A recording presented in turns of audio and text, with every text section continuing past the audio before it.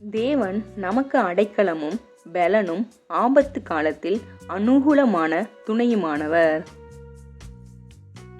ஆகையால் பூமி நிலை மாறினாலும் மலைகள் நடுச்சமுத்திரத்தில் சாய்ந்து போனாலும் அதன் ஜலங்கள் கொந்தளித்து பொங்கி அதன் பெருக்கினால் பர்வதங்கள் அதிர்ந்தாலும் நாம் பயப்படோம். ஒரு நதி உண்டு, அதன் நீர்க்கால்கள் தேவனுடைய நகரத்தையும் உன்னதமானவர் வாசம் பண்ணும் பரிசுத்த ஸ்தலத்தையும் சந்தோஷிப்பிக்கும். தேவன் அதன் நடுவில் இருக்கிறார், அது அசையாது. அதிகாலையிலே தேவன் அதற்கு சகாயம் பண்ணுவார். ஜாதிகள் கொந்தளித்தது, ராஜ்யங்கள் தத்தளித்தது. அவர் தமது சத்தத்தை முழங்க பண்ணினார், பூமி உருகி போயிற்று.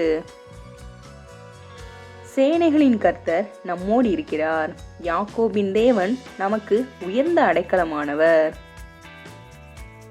நீங்கள் அமர்ந்திருந்து நானே தேவன் என்று அறிந்து கொள்ளுங்கள். ஜாதிகளுக்குள்ளே உயர்ந்திருப்பேன், பூமியிலே உயர்ந்திருப்பேன். தேவன் நமக்கு அடைக்கலமாகவும் எப்போதும் நம் பெலனாகவும் ஆபத்து காலத்தில் அனுகூலமான துணையுமாகவே இருக்கிறார் என்பதை இந்த சங்கீதம் 46 நமக்கு வலியுறுத்துகிறது.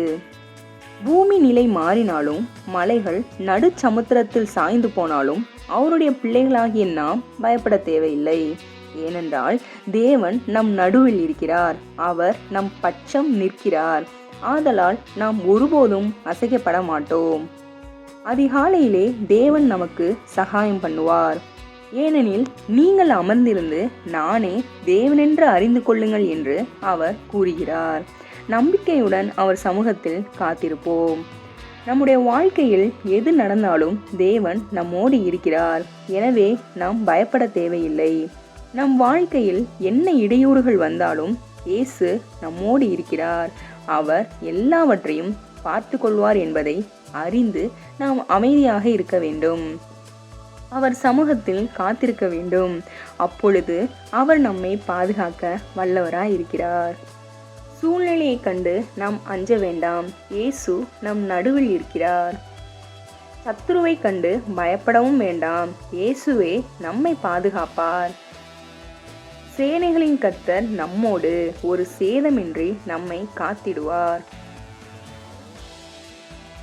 இந்த தேவன் என்றென்றைக்கும் உள்ள சதா காலங்களிலும் நம்முடைய தேவன். மரண பரியந்தம் நம்மை நடத்துவார். மானானது நீரோடிகளை வாஞ்சித்து கதறுவது போல தேவனே, என் ஆத்மா உம்மை வாஞ்சித்து கதறுகிறது. ஆமேன்.